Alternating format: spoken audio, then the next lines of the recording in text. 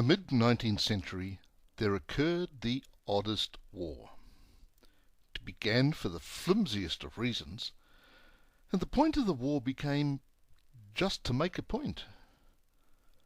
Odd matters included a commander who killed himself because he couldn't order his men into battle, a raid to destroy enemy material which looked immensely successful until it came to light that they had destroyed their own material, a Turkish army that was led by a Canadian general, a battle fought by a Sardinian contingent, and more. But the war did produce some great poetry.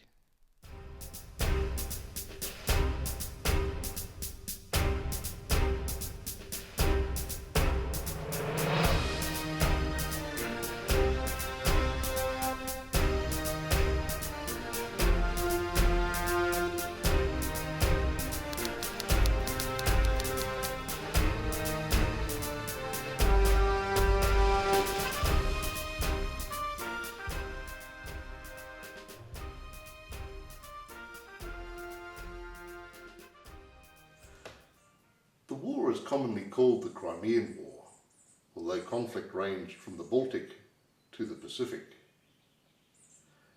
The origins of the war were to be found far from the Crimea, in the city of peace, Jerusalem.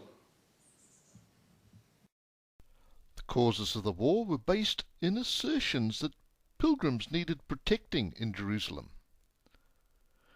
This assertion had caused murderous wars 700 years earlier, but in the 1850s the issue emerged again, but with a twist.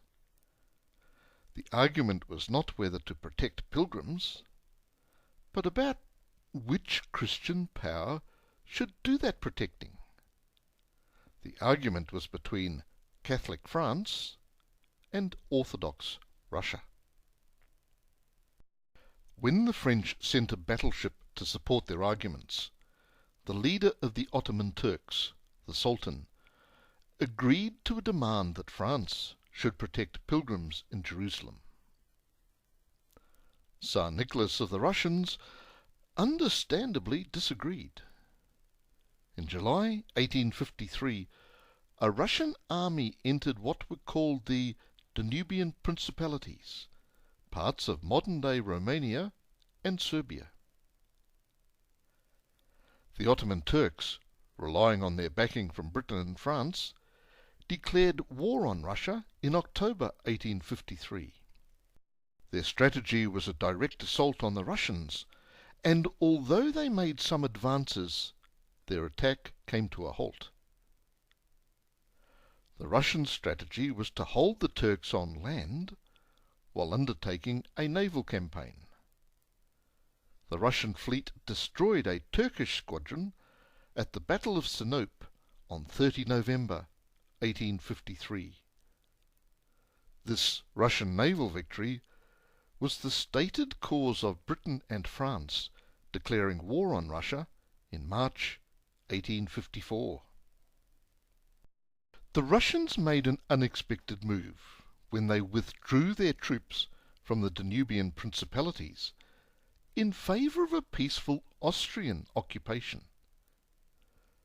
The Austrians were concerned that the war might strengthen the Ottoman Empire to the disadvantage of the Austrian Empire. Once their troops were in place, the Austrians declared their neutrality.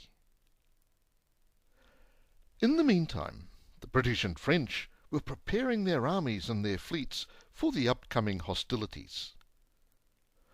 Operations against the Russian Empire would be worldwide, based upon the naval superiority of the British and French fleets combined. One operation was into the Baltic Sea. The Allies attacked Russian bases and sent ashore raiding parties to destroy Russian naval material. There were bombardments of Russian bases at Bomasund and later Vyborg, and strong parties were sent ashore to destroy naval stores, including warehouses containing timber, hemp, and tar. Unfortunately, when the fleet returned to Britain, they discovered that a large part of the stores that had been burned had in fact been purchased by British agents and were awaiting export to Britain. In the Far East, a joint British and French naval force attacked Russian positions around the small town of Petropavlovsk. When the ships had bombarded positions and the men were only awaiting the final order to storm ashore, the British Admiral Sir David Price retired to his cabin in his flagship HMS Peak. There he wrote a note that said he could not order his men into battle, knowing that brave fellows would be killed. He then shot himself.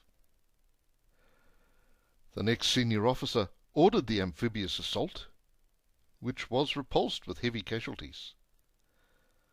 Petropavlovsk was besieged and later taken by Allied reinforcements after the Russians had withdrawn.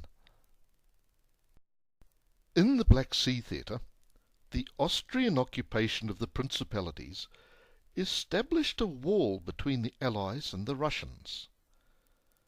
By this time the British and French expeditionary forces had arrived, and they came ashore on Turkish territory on the peninsula of Gallipoli.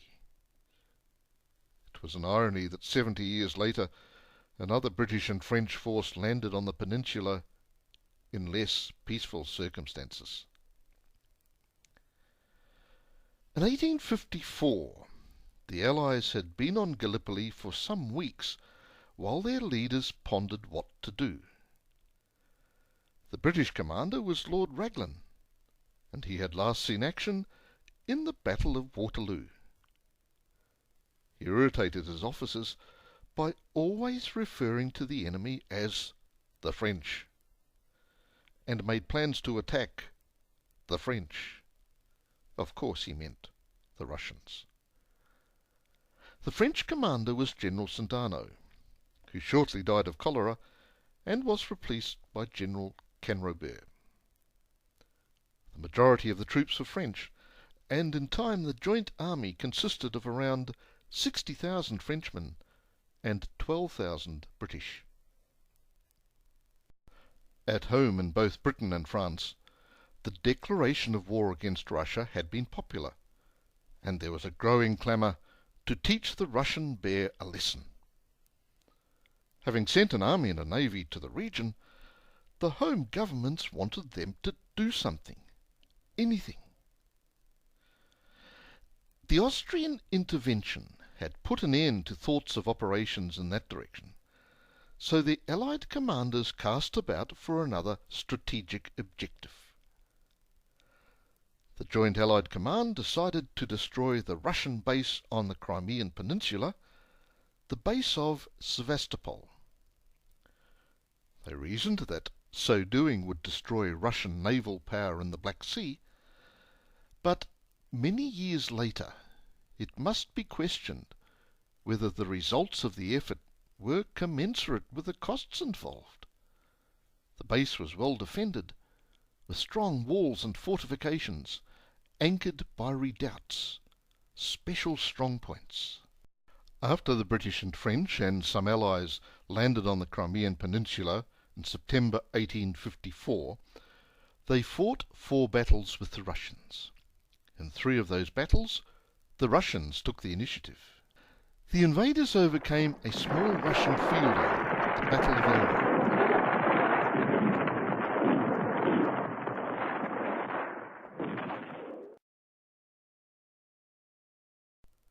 As their next move, instead of rapidly assaulting Sevastopol, they consolidated their positions almost as if they were inviting an attack by those besieged. The Russians obliged, and the next clash became known as the Battle of Balaclava. The Battle of Balaclava is now renowned in British military history for 3 incidents. One incident concerned how the British infantry, mainly the 93rd Highlanders, were spread out to cover the port of Balaclava from the Russian attack. They were spread so thinly that they were called the Thin Red Line. Their disciplined volleys repulsed a charge of Russian cavalry. Later, the Russian cavalry were again repulsed by the heavy brigade of British cavalry. In the meantime, some Turkish guns had been lost, and in a classic case of poor communication, the light brigade of cavalry was launched unsupported at superior Russian forces. The light brigade was led by the Earl of Cardigan, a man of impeccable breeding but limited intellect.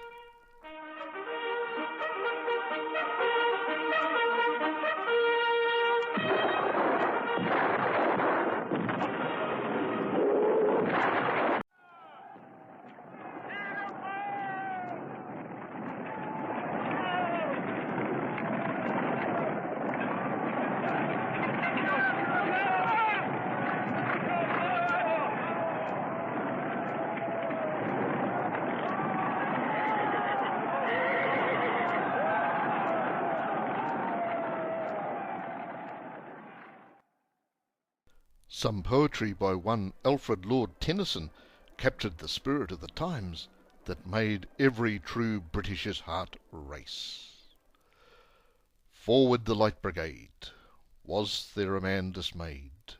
Not though the soldiers knew someone had blundered.